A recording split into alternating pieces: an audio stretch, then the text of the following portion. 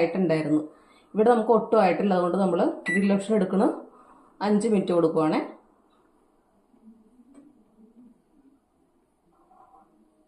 അഞ്ച് മിനിറ്റ് കൊടുത്തിട്ടുണ്ട്. ഇനി സ്റ്റാർട്ട് കൊടുക്കാം.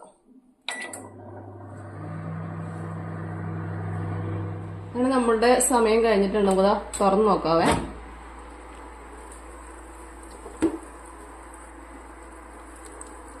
ചിക്കൻ നല്ലതുപോലെ ഗ്രില്ലായിട്ടുണ്ട് കണ്ടോ. ഇനി നമുക്കിതൊരു പ്ലേറ്റിലേക്ക് മാറ്റാം. നമുക്ക് കടകളിൽ നിന്ന് കിട്ടുന്ന അതേ ടേസ്റ്റിലും രുചിയിലും മണത്തിലൊക്കെ നമുക്ക് വീട്ടിൽ വേഗത്തിൽ ഉണ്ടാക്കിയെടുക്കാൻ പറ്റും.